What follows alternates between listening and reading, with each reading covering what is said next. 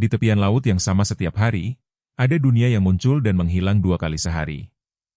Sepertiga dari semua makhluk laut di planet ini hidup di zona sempit ini yang sesekali tersingkap dari air. Zona ini bernama intertidal, wilayah antara pasang dan surut yang terus berubah wajah. Saat air laut surut, lantai batu yang tadinya tertutup air kini terbuka dan dipenuhi kehidupan. Batu-batu besar yang tadinya tenggelam kini berdiri sebagai pulau-pulau kecil yang basah. Permukaannya licin dan kehijauan karena selaput alga yang menempel di sana. Angin pantai menyapu permukaan batu yang masih berkilau oleh sisa air laut. Langit terbuka di atas kepala, dan cahaya matahari langsung menyentuh dasar yang tadinya gelap. Disinilah pertarungan antara hidup dan kering dimulai setiap kali air pergi. Pasang surut sendiri digerakkan oleh gravitasi bulan yang menarik air laut ke arah tertentu.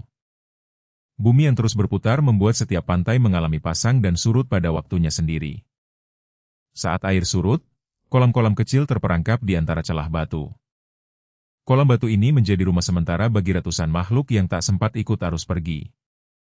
Air di dalam kolam jernih, dan kita bisa melihat langsung ke dasarnya yang berpasir dan berbatu.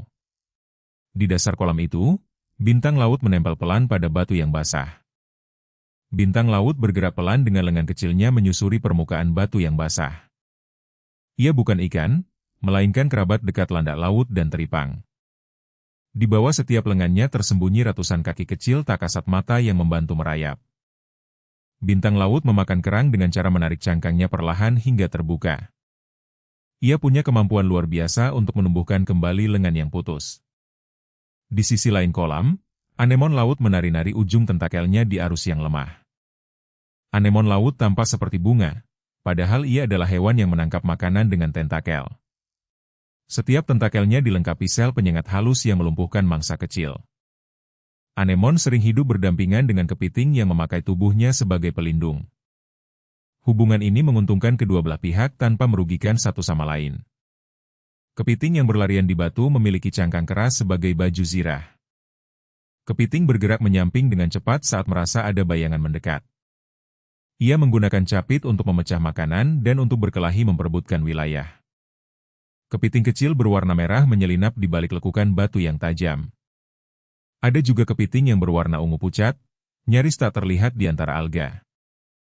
Hewan-hewan berwarna merah dan ungu ini memanfaatkan warna untuk bersembunyi dari mata predator. Alga merah dan ungu menutupi sebagian batu, menyatu dengan tubuh mereka. Saat surut lebih jauh, kolam batu yang tadinya menyatu kini terpisah menjadi genangan-genangan terpisah. Setiap genangan memelihara komunitas kecilnya sendiri yang saling tak berhubungan. Ikan kecil yang terjebak di kolam berenang gelisah mencari jalan keluar yang tak ada. Ketika air kembali naik, ikan-ikan itu akan terbebas dan kembali ke laut lepas. Di celah yang lebih gelap, siput laut merayap meninggalkan jejak lendir yang mengkilap. Siput ini memakan sisa alga yang menutupi batu demi bertahan hidup. Remis dan kerang mengubur diri di pasir basah agar tak kehilangan cairan tubuh. Mereka membuka cangkang sedikit saja untuk menyaring oksigen dari air yang tersisa. Landa laut menggenggam batu dengan duri-durinya agar tak terbawa ombak saat pasang. Durinya yang tajam melindunginya dari mulut ikan yang lapar. Cacing tabung membentuk rumah dari pasir dan lendir di atas batu yang terbuka. Begitu ada bayangan lewat, kepala cacing itu cepat-cepat ditarik ke dalam tabung. Gurita kecil kadang bersembunyi di bawah batu leper yang teduh. Ia mengubah warna kulitnya agar menyatu dengan batu di sekelilingnya. Di permukaan batu yang terkena sinar langsung, suhu mulai naik perlahan. Makhluk di sana harus tahan terhadap panas yang tak mereka alami saat terendam. Garam pun mengental saat air menyusut, menciptakan lingkungan yang makin asin. Hanya makhluk yang benar-benar tangguh yang bisa tinggal di zona ini sepanjang surut. Batu yang kehijauan tadi sebagian adalah lumut kerak yang tumbuh sangat lambat. Lumut kerak ini bisa bertahan kering berbulan-bulan lalu hidup lagi saat basah. Ganggang coklat menggantung di tepian batu yang selalu terkena cipratan. Ganggang ini menyerap sinar matahari untuk membuat makanan sendiri seperti tumbuhan. Warna kehijauan dan coklat di batu memberi tempat berlindung sekaligus makanan. Semakin kita perhatikan, semakin banyak detail kecil yang tersembunyi di permukaan batu. Kolam jernih itu kadang dihuni udang kecil yang melompat saat terusik. Udang ini menjadi makanan cepat bagi burung pantai yang menyambar dari udara. Burung-burung berkaki panjang menatap ke dalam kolam mencari kepiting yang lengah. Saat burung mendekat, kepiting langsung menuki ke celah yang paling sempit. Pertarungan makan dan dimakan berlangsung terus di zona yang tampak tenang ini. Namun ketika angin berubah dan air mulai naik, semua beranjak siaga. Ombak pertama yang menerpa batu membasahi kembali seluruh lantai yang kering. Kolam-kolam terpisah itu menyatu lagi menjadi laut yang utuh dan dalam. Bintang laut yang tadi terekspos kini kembali terlindung di bawah selimut air. Anemon menutup tentakelnya sesaat lalu membukanya lebih lebar dalam air penuh. Kepiting merah dan ungu kembali bersembunyi ke liang yang kini penuh air. Ikan-ikan yang terjebak berenang keluar menuju ruang yang jauh lebih luas. Pasang yang naik menutup dunia ini dari pandangan kita untuk sementara waktu. Zona intertidal pun menghilang, seolah tak pernah ada di sana. Namun beberapa jam kemudian, saat surut datang lagi, semuanya akan terbuka kembali.